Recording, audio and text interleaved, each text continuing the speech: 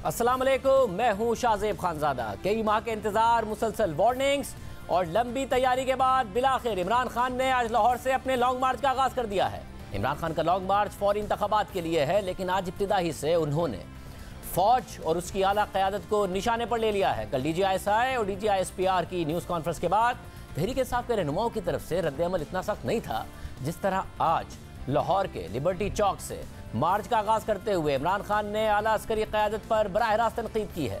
कल तक Imran Khan mister X, mister Y और डर्टी हैरी के अलक़ाबात से इस्तेमाल कर रहे थे, मगर आज उन्होंने आला अफसरान के नाम लिए, इल्ज़ामात लगाए और कल की DGISI और DGISPR की न्यूज़ कॉन्फ्रेंस का सख्त जवाब भी दिया। ये भी कहा कि इतनी सियासत वाली प्रेस कॉन्फ्रेंस तो मैंने शेख रशीद को भी करते नहीं सुना। इमरान खान ने आज कंटेनर पर खड़े होकर ऐलान किया है कि वो पुरअमन रहेंगे और रेड जोन में नहीं जाएंगे। उन्होंने सुप्रीम कोर्ट से भी मुतालबा किया कि वो राना सनाउल्लाह और शहबाज शरीफ पर नजर रखें।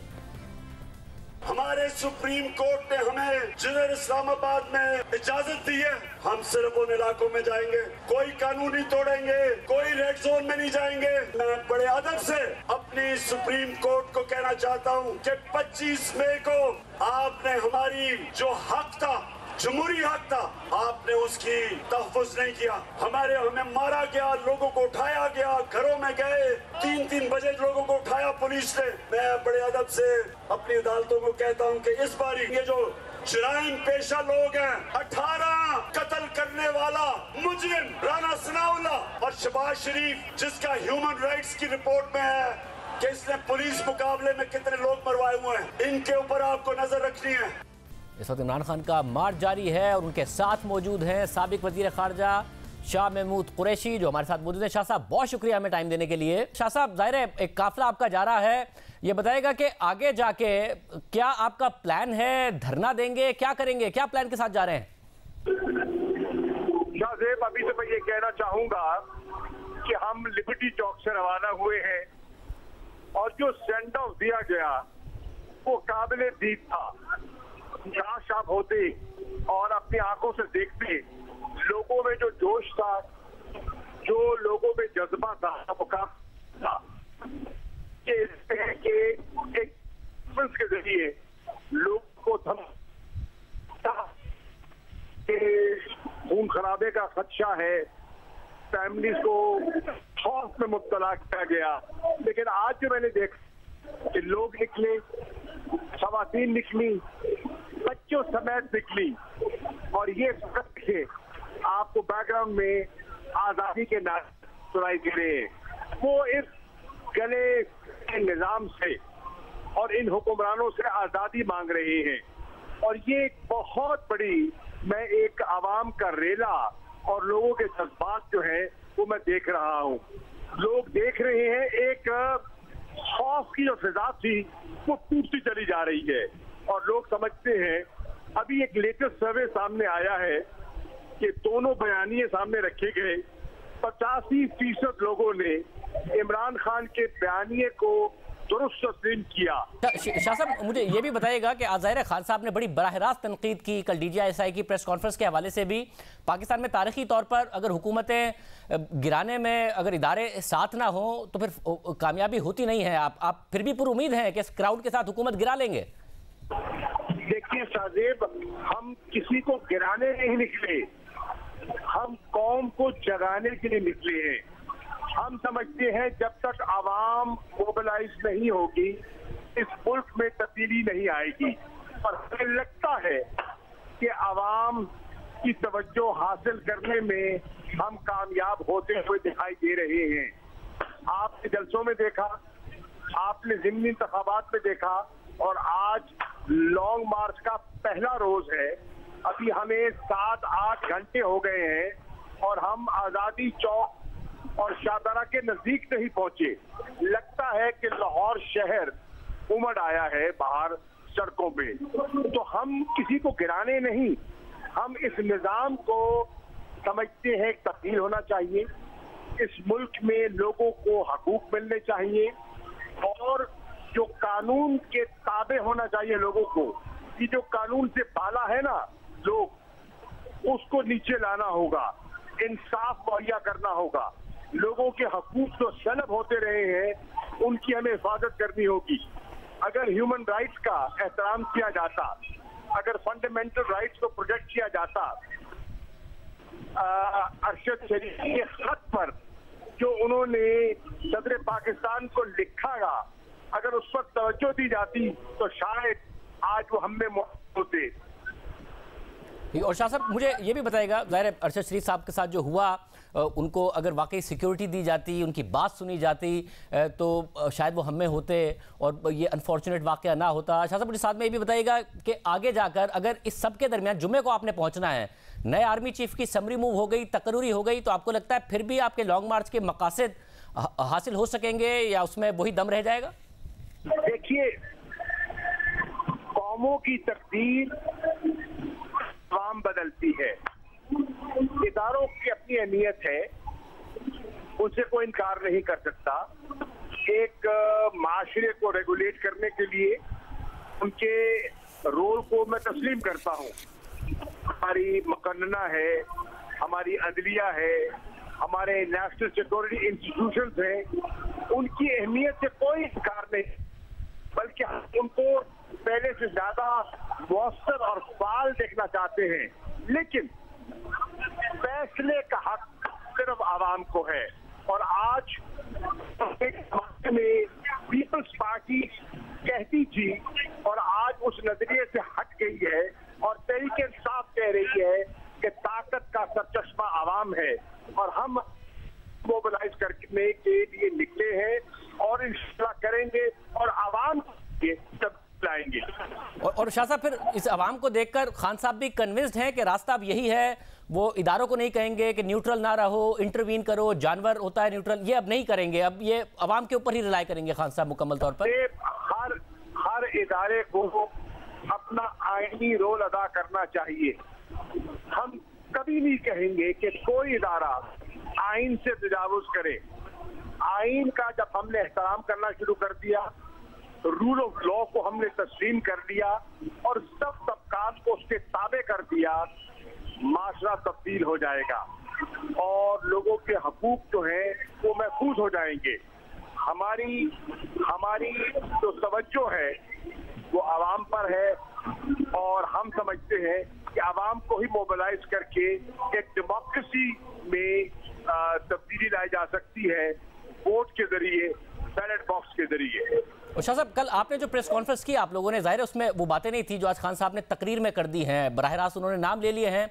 आपका ये तासुर है जमात के अंदर कि आप कन्फ्रंटेशन की पॉलिटिक्स के हामी नहीं हैं। आप समझते हैं कि मामला बहुत आगे बढ़ गए हैं? कल DGI SPR की प्रेस कॉन्फ्रेंस, आज इमरान खान साहब का जवाब, आप चाहेंगे कि यहाँ से मामला बेहतरी की तरफ बढ़े या मामला तब आप आगे ही जाएगी पाकिस्तान तहरीक इंसाफ?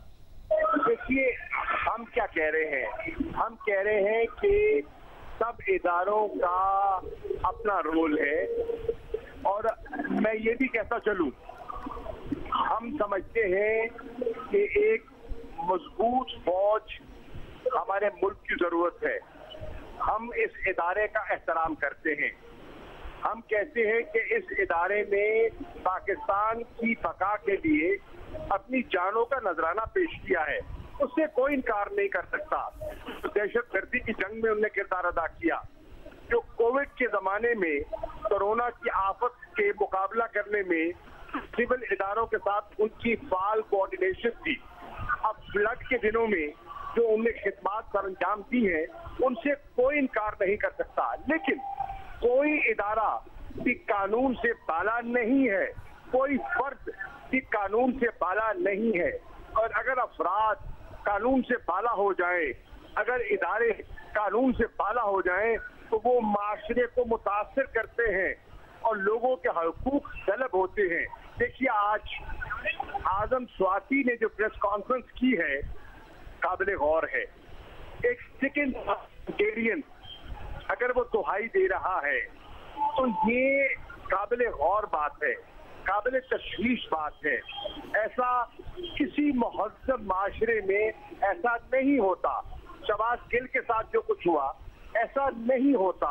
आप देख रहे हैं लाइव कवरेज पर बंदिश, किस्म के धमकियां, किस्म किस्म का दबाव जो डाला जा रहा है, ये मुनासिब नहीं है।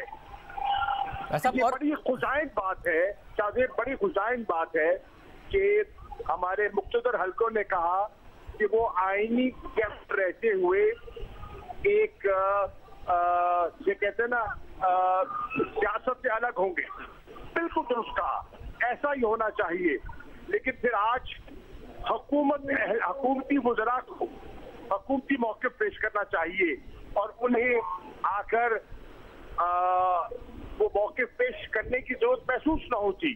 अब न जाने क्या वजह है, हुकूमत दिफा नहीं कर पा रही, मगर हुकूमत पर उन्हें एतमाद नहीं है। मगर शाह साहब, ऐसा हुआ ना आपके ज़माने में भी कि जब नवाज शरीफ साहब मरियम नवाज साहिबा तनकीद कर रहे थे तो DGISPR को आके बयान देना पड़ा था। तो आप, क्योंकि इमरान खान साहब की तकरीर बहुत बराह रास्त थी, तो उन्होंने बताया कि मुझे बात करनी पड़ी, चाहे वो साइफर के हवाले से हो, आप तो ज़ाहिर वज़ीर ख़ारजा थे, आपकी इल्म में सारे मामलात हैं, और दीगर मामलात तौसी के हवाले से हो, गद्दारी, इसके अलावा न्यूट्रल्स, जो बातें की गई, उन्होंने कहा मजबूर हुए हैं ये बात करने के लिए, वरना ये वाले मौजूदा DGI की तो तस्वीर भी नहीं आती है मुलाकातों की। और उन्होंने बोला भी ये बात। अर्ज़ ये है, वो ये बात पहले भी कह चुके, जो बातें हुई वो पहले भी हो चुकी, और मैं समझता हूँ कि इस स्टेज पर मेरी राय में उनको दोहराने की उन्हें जरूरत महसूस नहीं होनी चाहिए थी। वैसा फिर क्या होना चाहिए था, क्योंकि खान साहब की तरफ से तो तनकीद बाकायदा होती रही है, न्यूट्रल्स कहकर, कभी कुछ कहकर, कभी जानवर कहकर के, और ये कि मुदाखलत करो, वो तो मुदाखलत का कहते रहे। तो क्या करना चाहिए था आपके ख्याल में उन्हें? नहीं, वो इस किस्म की मदाखलत का, देखिए, उसकी गलत तशरीह नहीं होनी चाहिए। वो ये तो नहीं कह रहे कि मदाखलत करके खुदा ना खास्ता सिस्टम को लपेट दिया जाए, हरगिज़ नहीं, वो ये नहीं कह रहे। वो ये कह रहे हैं कि मुल्क इस वक्त एक बहरान की कैफियत में है, मुल्क में इस वक्त सियासी अदम इस्तेहकाम है, मुल्क की मईशत उससे पूरी तरह मुतासिर हो रही है, पाकिस्तान का इमेज मुतासिर हो रहा है, लोगों में, बिजनेस कम्युनिटी में एक गैर यकीनी सूरत हाल है। ओवरसीज पाकिस्तानीज में जो बहुत बड़े कॉन्ट्रीब्यूटर्स हैं, अपनी रेमिटेंसेस के जरिए मुल्क की मईशत को सहारा देते हैं, उनमें एक इस तरह की कैफियत है, परेशान है। वो ये कह रहे हैं कि इन हालात में अदम इस्तेहकाम जो मुल्क के मफाद में नहीं है, उसका वाहिद हल है, एक आईनी हल है, एक जमहूरी हल है, और वो इंतखाबात हैं। उन्हें अपना अगर जो रोल है वो अदा कर सकते हैं, उन्हें रोल अदा करना चाहिए और समझाना चाहिए हुकूमत को कि वो इंतखाबात से फरार क्यों हासिल करना चाह रहे हैं और मुल्क को इस आजमाइश पे क्यों डालना चाह रहे हैं। देखिए, लोग इस बात पर कायल हो चुके हैं कि ये हुकूमत इनका अपना अख्तियार इनके महदूद है और ये बिल्कुल बेबस है। इनको यकजा किया गया, इनकी तो नजरिया, इनकी सोच भी एक नहीं है, इनकी जो लीडरशिप एक नहीं है, इनका निशान एक नहीं है। इनको कौन यकजा कर रहा है? वो कुव्वतें जो इनको यकजा कर रही हैं, वो उनको मुल्क के मफाद में समझा सकती हैं कि वो हक धर्मी से काम न लें और पाकिस्तान को इस दलदल से बाहर निकालें। अच्छा सर, अब ये एक नई बात है, क्योंकि खान साहब तो कहते हैं वो न्यूट्रल हैं, बट आप कह रहे हैं कि अगर वो यकजा कर रहे हैं, मतलब क्योंकि आप पार्लिमानी जमहूरियत पर ज़ाहिर यकीन रखते हैं, ज़्यादा बेहतर ना होता कि आप लोग मुस्ताफ़ी ना हुए होते? पार्लियामेंट के जरिए अभी भी इख्तलाफात हैं कोलिशन में, MQM नाराज़ हो गई थी, आपके पास एक वाइटल मौका होता इस हुकूमत को घर भेजने का। प्रेसिडेंट साहब भी आपके अपने हैं, वो वोट ऑफ कॉन्फिडेंस का कह पाते, आप पार्लिमानी तौर पर एक्टिव होते, बजाय इसके कि फ़ौज से कह रहे होते, क्योंकि आईनी तो नहीं है फ़ौज के लिए इलेक्शन को यकीनी बनाना या हुकूमत से कहना। शाहजेब, आप भी जानते हैं और आप एक बहुत मंझे हुए सहाफ़ी हैं और आप चीज़ों पर नज़र रखते हैं और आपका बेपनाह एहतराम है। आप जानते हैं कि ये वोट ऑफ कॉन्फिडेंस जो है, ये जो सादरात जो है ना, ये इनमें अहलियत ही नहीं थी, इनमें अहलियत ही नहीं थी। ये वोट ऑफ कॉन्फिडेंस जैसे हुआ, उसके पीछे जो मनसूबा बंदी थी वो अब लोगों पे आया हो चुकी है कि ये अपने सर पर ये तो एक दूसरे का पेट चाक कर लूटी हुई दौलत हासिल करने की बात करते थे। ये यकदम कैसे इकट्ठे हो गए? आपने देखा वो MQM साल पीपल्स पार्टी के खिलाफ अपना बयानिया पेश करती रही, उनके खिलाफ अपना नुक्ता नजर पेश करती रही, यकदम रातों रात उनके साथ मुआहदा कैसे हो गया? तो जो डिस्टेबलाइजेशन का आगाज अदम एतमाद की तहरीक से शुरू हुआ, आज उसने मुल्क को अपनी लपेट में इस हद तक ले लिया है कि पाकिस्तान की मईशत जो है वो मुतासिर हो रही है और पाकिस्तान की सियासत मुतासिर हो चुकी है। तो शाह साहब, इस सारे में ज़ाहिर जब आप कह रहे हैं कि बराह रास्त के ये सारा अमल हुआ, ऐसे ये मौजूदा आर्मी चीफ के होते हुए हुआ, मगर इमरान खान साहब थोड़े दिन पहले इनकी तौसी की भी बात कर रहे थे कि आर्जी तौर पर इन्हीं को तौसी दे दी जाए और नई हुकूमत आके तैनाती करे। अगर खान साहब के इल्म में तो होगा कि ये सब उन्होंने किया या उससे पहले भी उन्होंने उनको ऑफर की कि मैं तौसी दे देता हूँ? देखिए, ये उन्होंने ये अर्ज किया और शायद उन्होंने कल वजाहत भी की उसकी कि अगर मसला ये था कि हमने कुछ मामलात को एक्सटेंशन के जरिए सुधारा जा सकता है, तो वो अगर ये हुकूमत वक्त ये इस किस्म की बात कर रही है तो मुल्क को इस डिस्टेबलाइजेशन से बचाने के लिए इस पे गौर किया जा सकता था, लेकिन उसकी हदूद है, उसके कावानीन है और उन हदूद और कावानीन और आइन के अंदर रहते हुए हो सकता है। वो कह रहे थे कि मुल्क के लार्जर इंटरेस्ट को सामने रखते हुए हमें आगे बढ़ना चाहिए और उसमें अगर कोई गुंजाइश पैदा हो सकती है तो कोई मुजाहिका नहीं था। लेकिन देखने की बात यह है कि इस वक्त पाकिस्तान की जरूरत क्या है। यानी कि फिर शाह साहब, एज ऑफ नाउ अब पार्टी का मौकफ यही है कि नए आर्मी चीफ की ही तैनाती होनी चाहिए। मौजूदा आर्मी चीफ को वो खुद भी कह चुके हैं तौसी नहीं होनी चाहिए, और आपका किसी एक आध पर एतराज है कि उन्हें आर्मी चीफ नहीं बनना चाहिए, या अब आपके लिए ये मसला नहीं है? ये वजीर आजम का अख्तियार है, आइन में वाज़े है कि अख्तियार किसका है और ये वजीर आजम ने देखना है कि वो क्या पुरुष समझते हैं, क्या होना चाहिए। ये इमरान खान क्या कह रहे हैं? वो कह रहे हैं कि हमें इससे कोई गर्ज नहीं कि कौन हो, हम समझते हैं कि एक अहम इदारा है और जो भी हमारे मुल्क का सिपाहीसालार होगा उसकी बड़ी अहम जिम्मेदारियां हैं, क्योंकि हमारा मुल्क और हमारा खित्ता बहुत से चैलेंजेस का सामना कर रहा है। हमारे अंदरूनी चैलेंजेस भी हैं और हमारे बैरूनी चैलेंजेस भी हैं। तो एक ऐसी शख्सियत होनी चाहिए जो कि अहल हो उस ओहदे के, और हमारी नेशनल प्रोफेशनल आर्मी है और हम उसका तकद्दुस और उसके प्रोफेशनलिज्म का एहतराम करते हैं और करते रहना चाहेंगे, और उन्हें अपनी प्रोफेशनलिज्म पर अर्थ नहीं आने देना चाहिए। ठीक है शाह साहब, आखिर में बताएगा कि आप जब रेड जोन में जाएंगे नहीं, और जो आपने ऐलान भी कर दिया इमरान खान साहब ने, अपने मकासद कैसे हासिल करेंगे? क्या प्लान है, किस तरीके से हासिल कर पाएंगे? ज़ाहिर सर्दियाँ हैं, धरना कैसे देंगे, क्या होगा? कहाँ नहीं जाएंगे? शोर आवाज नहीं आया। खान साहब ने कहा ना कि रेड जोन में नहीं जाएंगे। अगर आप रेड जोन में जाएंगे नहीं, ज़ाहिर इस्लामाबाद में सर्दियाँ आ गई हैं, कैसे अपने मकासद हासिल करेंगे, क्या प्लान है? देखिए, बिल्कुल उन्होंने कहा कि हम जो सुप्रीम कोर्ट के अहकामात हैं हम उनका एहतराम करेंगे, हम कानून और आइन के दायरे के अंदर रहते हुए अपनी हकीकी आज़ादी की तहरीक को जारी रखेंगे। ठीक है, और आपके इल्म में है कि हुकूमत ने 2 अटेम्प्ट्स किए कि अदालत उज़्मा इंटरफेयर करे और हमारा ये जो पुरअमन एहतजाज का बुनियादी हक है उसे तलब करे, लेकिन हम शुक्रगुजार हैं कि अदलिया ने ऐसा नहीं किया और उन्होंने कहा जो बुनियादी हक है हम उसको तलब नहीं करेंगे, आप अपनी जिम्मेदारियां पूरी करें। हम हैसियत एक मुल्क की सबसे बड़ी और फाल जमात होने की हैसियत से पूरी कौम को बताना चाहते हैं हम पुरअमन रहेंगे, हमें आइन का और कानून का एहतराम है, हम उस एहतराम को बजा रखते हुए अपने मकसद को आगे बढ़ाएंगे।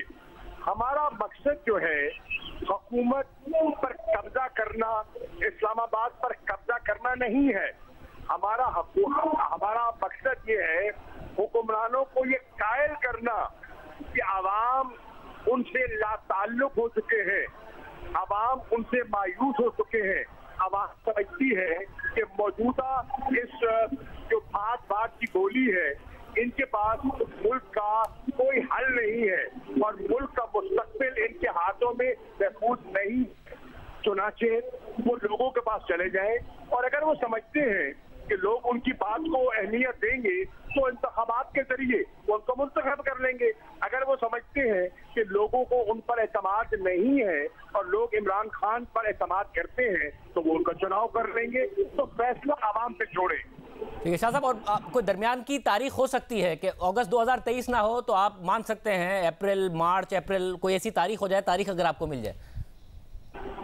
देखिए, हमने हमेशा कहा है कि अगर हुकूमत इंतखाबात के लिए अपना ज़हन दे तो हम बैठकर गुफ्तगू करने के लिए भी तैयार हैं। देखिए, हक धर्मी नहीं है, कोई जिद नहीं है, कोई अना नहीं है। हमने मुल्क की बका का सोचना है, हमने मुल्क के इस्तेहकाम का सोचना है और सियासतदान हमेशा रास्ते तलाश करता है। बहुत शुक्रिया। शाह महमूद कुरैशी साहब हमारे साथ मौजूद थे, गुफ्तगू आपने सुनी है। हुकूमत का क्या मौक़िफ़ है आपके सामने रखेंगे एक ब्रेक के बाद।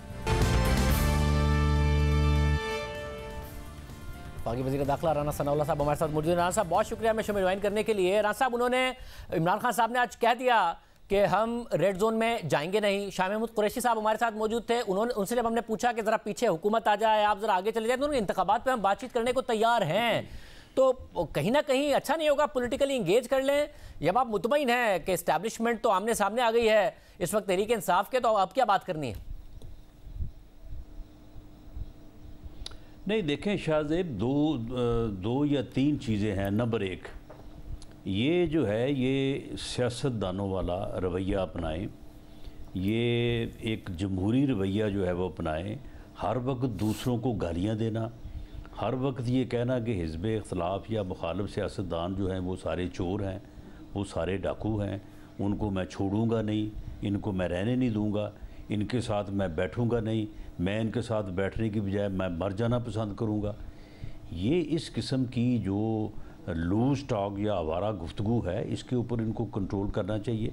अपने लीडर को समझाना चाहिए कि ये इस तरह से तो बात आगे नहीं बढ़ती। मौलाना साहब, तो ममनुआ फंडिंग केस के बाद और तोशा खाना के बाद आप भी उनके बारे में यही कहते हैं कि सबसे बड़ा चोर है, ये सबसे बड़ा करप्ट है। आप लोग भी तो यही कहते हैं कि 50 अरब का रिलीफ दे दिया, नवाज शरीफ साहब भी यही कहते हैं। मैं ये सबसे बड़ा चोर है, सबसे बड़ा करप्ट है, और मैं बाज़ाब्ता तौर पे बहसीयत पंजाब प्रेसिडेंट मैंने ये अपने वर्कर्स को कहा है कि ये आपको जहाँ भी नज़र आए इसे घड़ी चोर और तोशा खाना चोर के तौर पे जो है इसके ख़िलाफ़ नारे लगाए जाएं, और इसको जो है ये मालूम हो कि ये बात कितनी हद तक अमेज़ और कितनी तकलीफ़ देह है, जो ये लोगों को कहता है कि जनाब जब भी आपको जो है वो मुस्लिम लीग नून के नज़र आएँ तो आप इनको जो है वो चोर चोर कहें।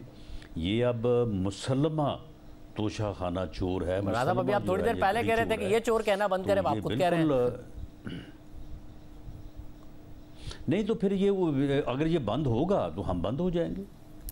हम तो मामला ये है कि जब ये बाज ही आने को तैयार नहीं है तो फिर ईंट का जवाब जो है वो पत्थर से दिए बगैर जो है वो हम फिर जो है वो सियासत नहीं कर सकते ऐसे आदमी के ख़िलाफ़ जो जिसके ऊपर कोई जो है ना, जिसे कहते हैं कॉमन सेंस जो है ना, प्रिवेल होने को आती नहीं है।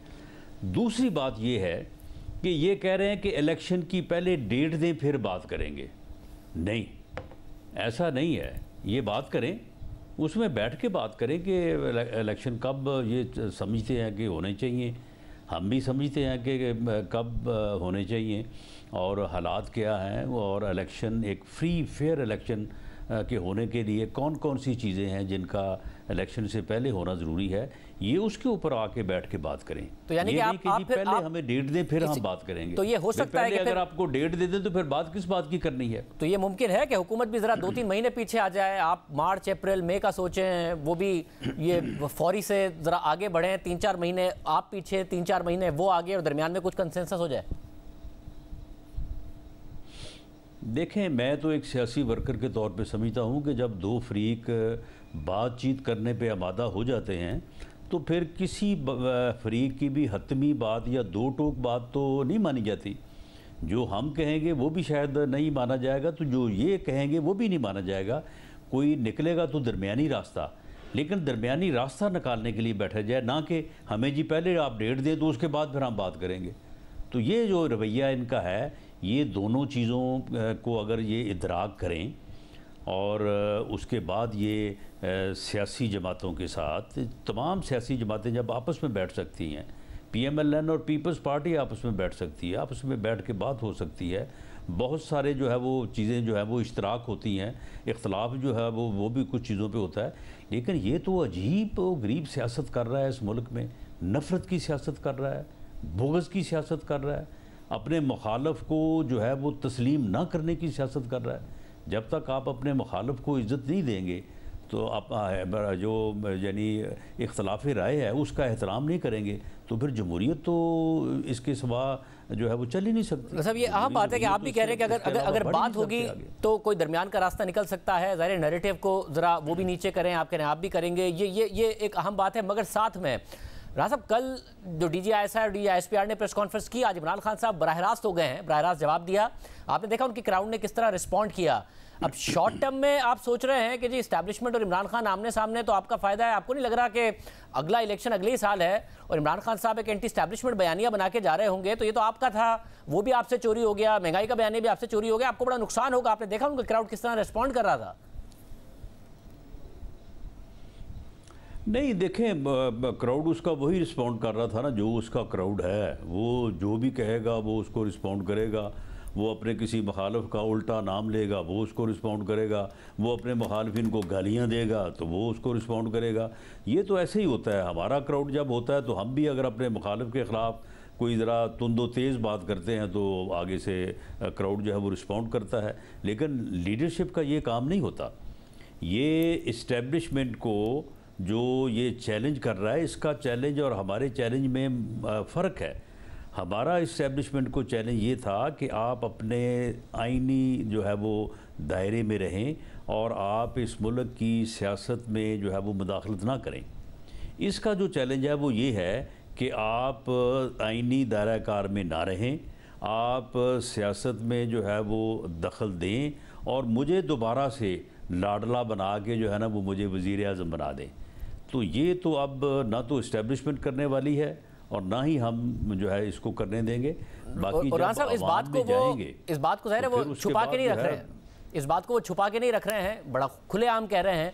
तो अगर मौजूदा आर्मी चीफ पर वो दबाव नहीं डालने में कामयाब हुए तो इन्होंने चले जाना 1 महीने बाद। अगले पर नहीं दबाव होगा उन तमाम बातों का जो इमरान खान साहब कर रहे हैं और पॉपुलैरिटी, उनका दावा है कि मैं बहुत ज़्यादा पॉपुलर हूँ, क्राउड भी वो पुल कर रहे हैं। नहीं, कोई इसकी पॉपुलैरिटी नहीं है, ये सारा प्रोपेगेंडा है। इलेक्शन में आ रहा है। मुझे बताएं कि आज से 10 महीने पहले, नहीं सुन लेना, इलेक्शन हमने इसको 13 इलेक्शन ही ज़िमनी हरवाए। इसका हाल ये था कि इसके 21 बंदे से छोड़ के आ गए और उनका मुतालबा क्या था, सिर्फ ये कि जी PMLN का टिकट दें। PMLN का टिकट जो है वो आज से 10 माह पहले जो है वो कामयाबी की निशानी था और लोग कह रहे थे कि अगर हम इसके साथ खड़े रहेंगे तो हम मारे जाएंगे, हम अपने हलकों में नहीं जा सकते। वजह ये है कि उस वक्त भी जो है वो यूटिलिटी बिल्स की कीमतें बढ़ रही थी, बिजली की कीमतें, गैस की कीमतें बढ़ रही थी, महंगाई हो रही थी, लोग इसके ख़िलाफ़ थे, लोग हुकूमत के ख़िलाफ़ थे और उसके ऑटोमेटिक जो है वो बेनिफिशरी हम थे।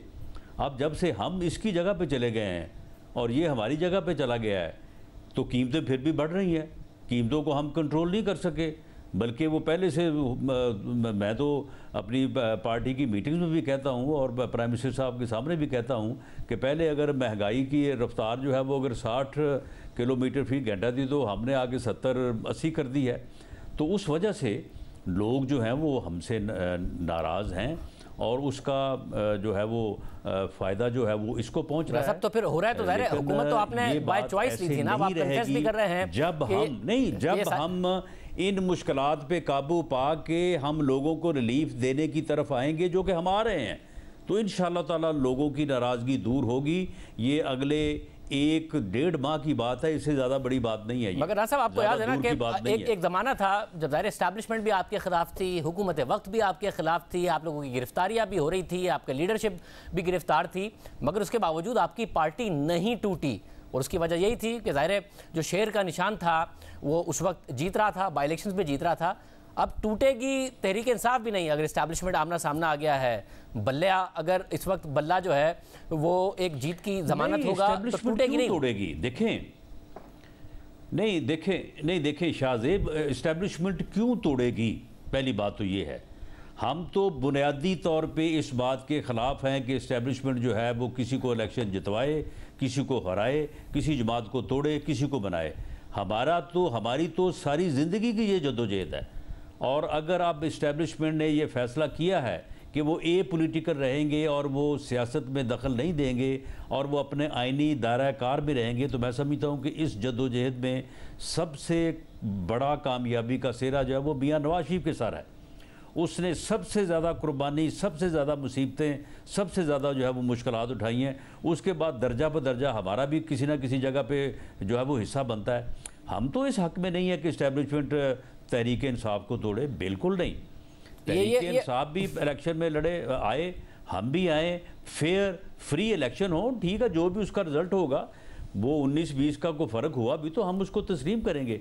हम हारने के बाद ये नहीं कहेंगे कि ये मुल्क के ऊपर चोर मुसल्लत हो गए हैं, डाकू मुसल्लत हो गए हैं, जो आवाम का फैसला हम उसको तस्लीम करेंगे। लेकिन मैं ये आपको बता दूं कि पंजाब में इंशाअल्लाह ताला हम पंजाब में PMLN जो है ये मेजॉरिटी पार्टी होगी।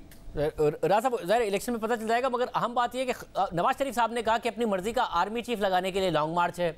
अब अक्टूबर ख़त्म होने को है, महीना रह गया है, समरी भेजी नहीं जा रही है या समरी मंगवाई नहीं जा रही है, क्योंकि 4 नवंबर तक तो फिर गेम ओपन है ना। हालांकि कह दिया आर्मी चीफ ने कि उन्हें तौसी नहीं चाहिए, मगर फिर गेम तो ओपन है। जब खुद ही कह रहे हैं नवाज शरीफ साहब कि अपनी मर्जी का आर्मी चीफ लगवाने के लिए आ रहे हैं, तो क्यों नहीं तैनात कर देते, क्यों नहीं समरी मूव हो जाती? देखें, मेरा ये ख्याल है, मैं इसका प्रीवी नहीं हूँ कि प्राइम मिनिस्टर और जो मिलिट्री की लीडरशिप है वो इस तैनाती को इस तरह से नहीं करना चाहते कि ये तसर जाए कि ये लॉन्ग मार्च शुरू कर रहा है तो इसलिए उन्होंने फौरी तौर पे कर दिया लॉन्ग मार्च को से बचने के लिए, या ये लॉन्ग मार्च अब आगे बैठा है तो इसलिए इन्होंने जल्दी कर दी है। मेरा ख्याल है इसमें ना तो जल्दी की जानी चाहिए और ना ही इसमें जो है वो गैर ज़रूरी डिले होना चाहिए।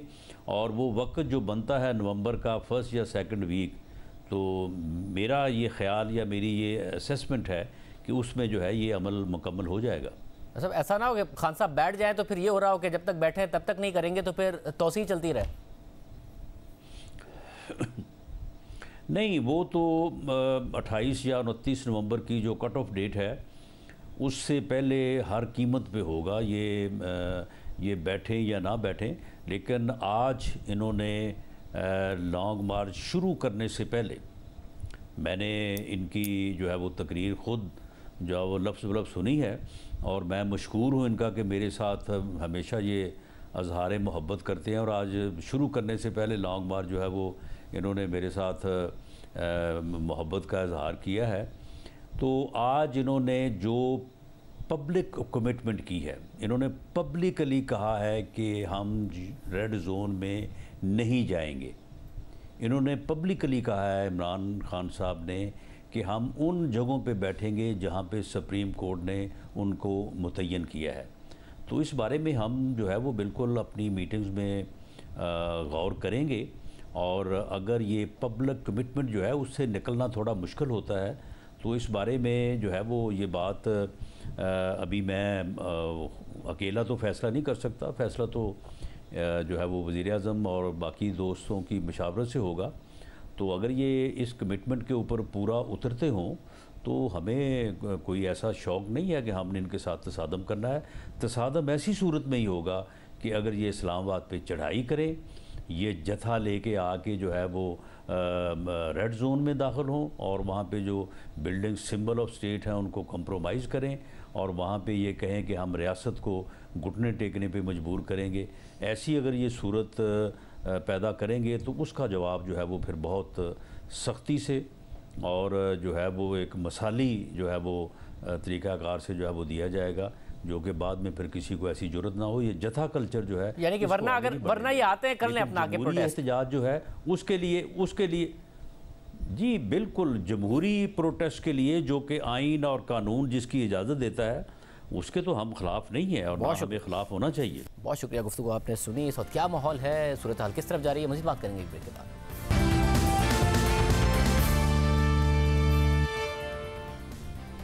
इमरान खान ने लाहौर से अपने मार्च का आगाज़ कर दिया है। आज पहली ही तकरीर में DGISI को जवाब दिया। पहले नाम नहीं लेते थे, मिस्टर एक्स मिस्टर वाई करते थे, डर्टी हैरी कहते थे, मगर आज बराह रास्त नाम भी लिए हैं। हमारे साथ सीनियर साथी तज़ियाकार दोनों लाहौर से मौजूद हैं, मुजीबुर रहमान शामी साहब, मुनीफ फारूक साहब, आप दोनों का बहुत शुक्रिया। शामी साहब, कल तक तो इतना बराह रास्त रद्द-ए-अमल नहीं था, मगर आज तो इमरान खान साहब ने बड़ी बराह रास्त तकरीर की, तनकीद भी की, DGISI पर की। इसके अलावा पहले mister X mister Y, dirty Harry कहते थे, अब नाम ले दिए हैं। आपके ख्याल में किस तरफ ये मामला जा रहा है? देखिए, कल तो वो बड़े मोहतात रहे और एक प्रेस कॉन्फ्रेंस मुबैना तौर पर वो करने वाले थे, उन्होंने नहीं की। लेकिन आज लगता है कि अपने हामियों को देखकर, उनके नारे सुनकर, वो पंजाबी जुबान में कहते हैं ना, वो जरा पुतर गए। तो इसलिए तो वो अब उन्होंने नाम ले दिए। लेकिन ये जो उनके हामी है उनमें भी बड़ी तशवीश की लहर दौड़ गई है। वो भी नहीं चाहते। देखिए, इमरान खान की जो सियासत रही है वो अपने हरीफाने सियासत के मुकाबले में वो रही है। वो जो इस वक्त मखलूत हुकूमत है वो उसको जिच करने में लगे रहे हैं और अभी भी लगे हुए हैं। तो उनका अफवाज पाकिस्तान से कोई मुकाबला उन्होंने शुरू नहीं किया था। ढके छुपे बात कर रहे थे, तो तीर भी बरसा रहे थे।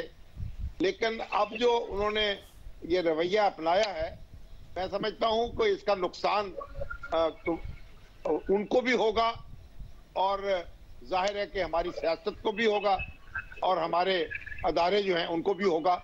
लेकिन अदारों के मुकाबले में या फौज के मुकाबले में अगर खान साहब ये समझें कि वो उसी तरह मकबूल व महबूब रहेंगे तो मेरा ख्याल ये बहुत मुश्किल मामला है और उनको यहाँ बड़ी मुश्किल सूरत हाल पेश आ सकती है।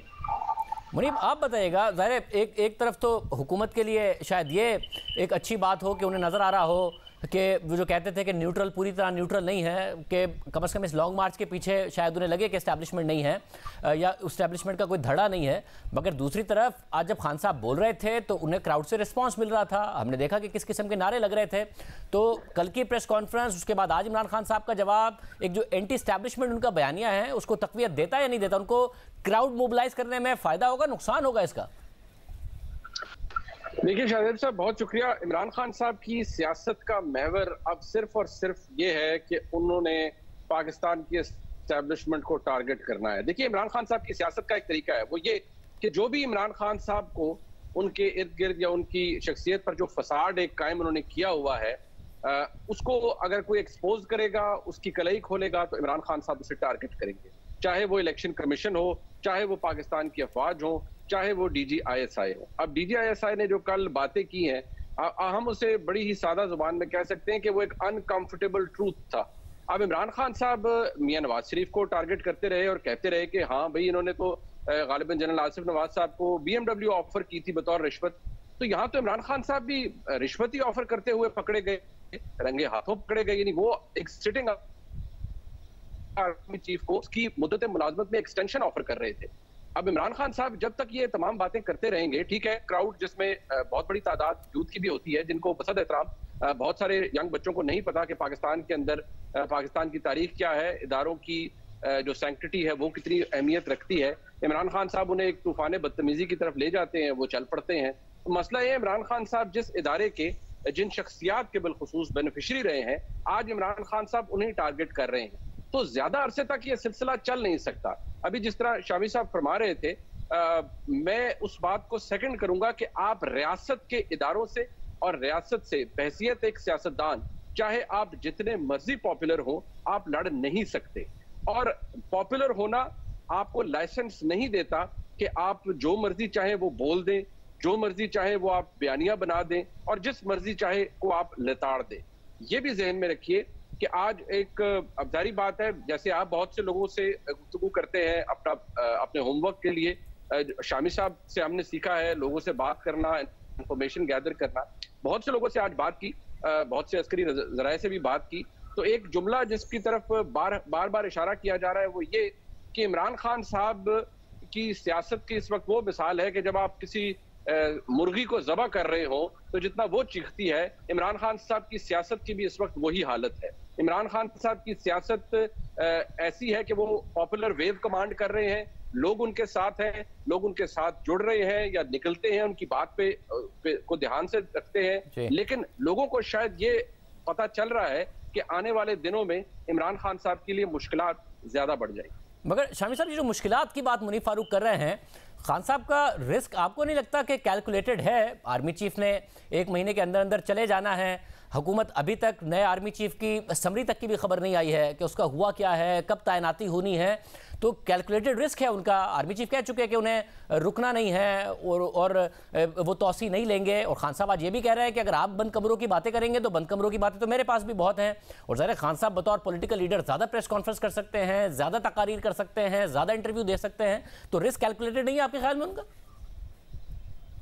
देखिए शाहजेब साहब, मेरा ख्याल ये मिसकैलकुलेटेड रिस्क है और खान साहब जितना आगे बढ़ेंगे उतना पीछे हटते चले जाएंगे। ये दलदल है जिसमें वो निकल नहीं पाएंगे। आप ये देखें कि जो DGISI ने कहा कि हमने फैसला किया है कि हम सियासत में अब दखील नहीं होंगे, अलग थलग रहेंगे, और ये फैसला अदारे ने किया है और उन लोगों ने मिलकर किया है जो आइंदा 10-15 साल तक फौज के मामलात को संभाले रहेंगे। तो इतने बड़े कंसेंसस के साथ ये फैसला हुआ है, तो अगर एक बंदा रिटायर होगा उससे फर्क नहीं पड़ेगा। और ये खान साहब जो हैं उनको ये भूल है, उनका इख्तदार भी इसीलिए रुखसत हुआ कि उन्होंने खुद अपने खिलाफ मुत्तहदा महाज बना लिया। उन्होंने अपने सियासी हरीफ भी इकट्ठे कर लिए और अपने हलीफ जो हैं उनको भी मायूस कर दिया। अगर वो इसी रास्ते पर चलेंगे तो उनको इख्तदार तक पहुंचना नसीब नहीं होगा। वो लॉन्ग मार्च उन्होंने शुरू कर दिया है, उन्होंने अपने हामियों को, पुरजोश हामियों को नारे लगाते भी देख लिया है। लेकिन मैं आपसे अर्ज करूं कि जो उनका लॉन्ग मार्च है वो नहीं है, जो सैलाब नहीं है, ये एक नॉर्मल जुलूस है। और ये ऐसा नहीं है कि हर चीज को तबाह कर देगा और तहकीक कर देगा और खान साहब के हाथ में ज़मामे इख्तियार आ जाएगी, ऐसा नहीं होगा। और वो अपने मुखालिफों को मुत्तहिद करते जा रहे हैं, अपने लिए पेस कम करते जा रहे हैं और जूं वो आगे बढ़ेंगे तू पीछे हटेंगे। ये मुझे बिल्कुल साफ और वाज़ेह नजर आ रहा है। मुनीब, आप बताइएगा, खान साहब ज़ाहिर है इस बात को तो ढका छुपा नहीं रख रहे हैं। कल तो PTI ने यह भी माना कि हाँ जी, अगर हमने आर्मी चीफ से कहा था तो इसमें क्या गैर आईनी काम है, उनके पास ताकत है कि वो इलेक्शन के लिए राह हमवार करने की बात की थी। हालांकि आइन में ज़ाहिर है इस बात की कोई गुंजाइश नहीं है। खान साहब जो आप जिसको रिश्वत कह रहे हैं वो भी खान साहब ने माना कि हाँ जी हमने कहा था, मैंने कि अगर तौसी का मामला है तो मैं तौसी दे देता हूँ अपनी उस हुकूमत को बचाने के लिए, जो इसके लिए खान साहब कहते हैं कि आइंदा मुझे ऐसी हुकूमत मिलेगी तो मैं लूँगा ही नहीं। वो मान रहे हैं कि मैं इसको बचाने के लिए आर्मी चीफ को तौसी दे रहा था। तो वो कोई ऐसा नहीं है कि कोई जमहूरी लिबादा ओढ़ने की कोशिश कर रहे हैं। तो जो अगला आर्मी चीफ आएगा उस पर दबाव वो बढ़ाने में कामयाब नहीं हो जाएंगे कि जी पहले ही वो बैकफुट पर हों और खान साहब मजबूर करते नजर आ रहे हों कि आप इस तरीके से मामला नहीं चल सकते हैं, बेशक इंस्टीट्यूशन ने डिसीजन कर लिया हो? शाहजेब साहब, 2 से 3 दिन पहले तक तो वाकई ये लगता था कि जो नए आर्मी चीफ आएंगे उन पे एक दबाव ऑलरेडी है और इदारे के ऊपर बहुत सा दबाव है। इस बात को तो DGISI ने गुज़िश्ता रोज भी कहा कि मार्च के महीने से लेकर अब तक बहुत दबाव रहा है और इमरान खान साहब की जमात की तरफ से था और बहुत सी बातें उन्होंने और भी की और ये भी कहा कि बहुत सा सच ऐसा है जिसको वो अगर बताएंगे तो उससे शर फैलेगा। चले इस बात को भी हम तस्लीम कर लेते हैं, लेकिन ये प्रेशर मौजूद था। लेकिन शाहजेब साहब, इस बात को आप एनालाइज कीजिए खुद भी कि गुज़िश्ता रोज वो प्रेशर कम हो गया है। अगर मुकम्मल तरीके से खत्म नहीं भी हुआ तो वो कम हो गया है। यानी एक साइड ऑफ द स्टोरी की बजाय अब we have two sides of the story. और ये पता लग गया है कि इमरान खान साहब ने, जैसे मैंने पहले अर्ज किया, अपने इर्द गिर्द जो एक लिबादा उड़ा हुआ था सेल्फ राइटियसनेस का, उसकी कलई खुली है कि इमरान खान साहब ने भी डेस्परेट मोमेंट्स के अंदर वही घटिया सियासी हरबे आजमाने की कोशिश की है जिनका राज अफशा हुआ उन मुबैना ऑडियो लीक्स के अंदर। अब नए आर्मी चीफ के लिए ये बात बड़ी क्लियर है और DGISI ने इसका बारे में बता भी दिया है कि इदारे ने यह फैसला कर लिया है कि अगले 10 से 15 साल के अंदर जो भी क़यादत आएगी फौज की, उनको पता है कि उनका काम क्या है। ठीक है, मेरे और आपके पास, या मैं समझता हूं शायद शामी साहब के पास भी, कोई वाटर टाइट गारंटीज तो है नहीं कि कोई किस तरह से खुद को कंडक्ट करेगा जब वो अपनी कुर्सी पर आएगा। लेकिन एक बात जरूर है, इमरान खान साहब के हवाले से इतना क्लियर है कि इमरान खान साहब को किसी किस्म की कोई लेवरेज नहीं दी जाएगी, प्रेशर नहीं लिया जाएगा। इमरान खान साहब के कहने पर और उनके रुफका के कहने पर उनके हमदर्द बहुत से सहाफी जो कि बादियों नजर पे सहाफी हैं लेकिन काम कुछ और कर रहे हैं, उनके कहने पर, उनके यूट्यूब व्लॉग्स की वजह से भी इदारा इमरान खान साहब को कोई रियायत देने के लिए तैयार नहीं है। ना ही इदारा गर्दन से पकड़कर इस हुकूमत को कहेगा कि इमरान खान साहब को इलेक्शन की डेट दें। इस बात का इदराक इमरान खान साहब को भी हो चुका है।